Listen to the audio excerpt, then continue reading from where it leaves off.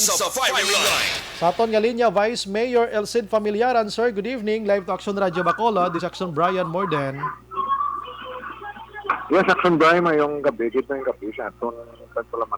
Aha, pasensya gid Vice sa disturbo pero kadamo subong sang mga trabahante diri sa Bacolod kag bisan pa gadi sa Negros nga wala bala makapabakuna pa Vice because may mga rasones man maybe iban. Pero may report subong ipagwa nga ITF nga December 1, no work no pay sa mga unvaccinated. Pwede kay mo yung makapasang negative results ang RT-PCR test pero ikaw magasto. Vice, any comments sinido ka budlay no? Vice. Well, Action Brian, hulaton naton ang guidelines kay ang base man lang na siya no? Press releases, no? Kabalo ka may question of law mo, may ara kita RA, I forgot the number. Aha. But the vaccination is voluntary. Yes. Yeah, again. Action Brian. So,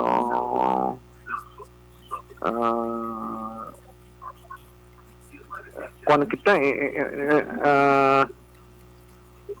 nalipat ko siyang kuan na Action Brian. Okay lang, Vice. RA. Which barred employers from requiring workers to be vaccinated against COVID-19. Yes.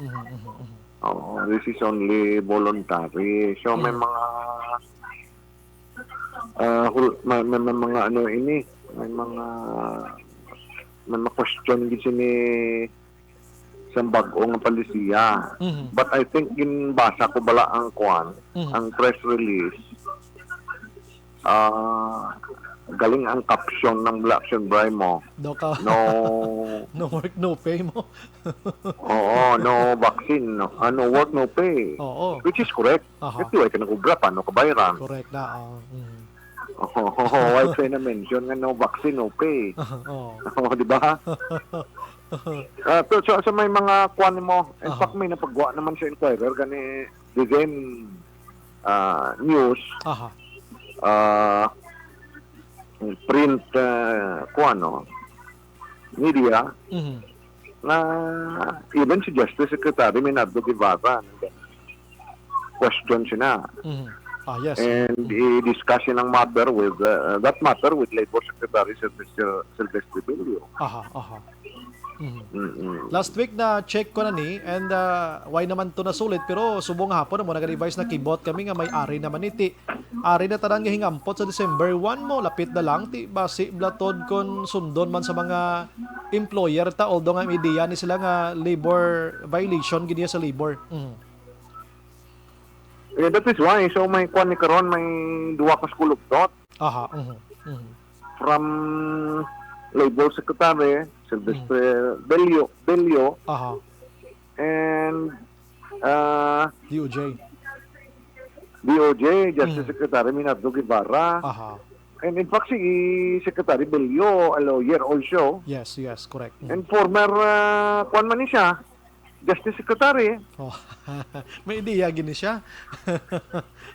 No, tika disagree siya ilan kwan no. Yan. Kung isa gani malibog ulo ka guys, kay do ka EO lang nibing mga ka ITF, ti daw gusto pa nila ya isampawan ang lain na gin mismo sa labor do hindi ta ka insindi no?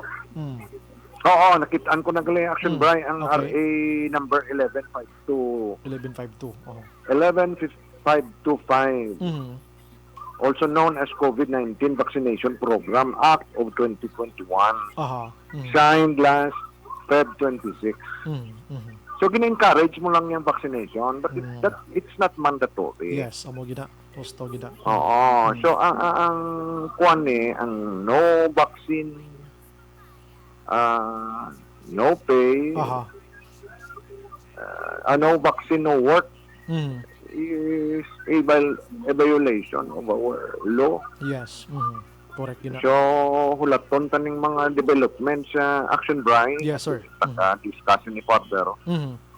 Okay, ang aton ditoron nga listeners ma-confuse ni. That's why. Amo sina. Amo na nga ako gintawgan ko na si Sir Frank Carbon according to Sir Frank Carbon sang MBCCI hindi gid nila ya pagsundon kung ano maning ari sa ITF subong. Si Sir Winnie Sanjos ang gawa tinaga medyo nasubuan siya pero di sunod sila bantayan tani kung may masunod ding mga employer man sang kaangay sini. So ti karon sa imo Vice, ang imo na lang advice abi Vice sa mga trabahante ta kag sa mga employer naton Vice. Well, again, action bright yung naton ang kuan. Why pa man visible one. So may mga conflicting opinion nang nagiginawa coming from the Department of Justice. No? So laton action bright. Sige.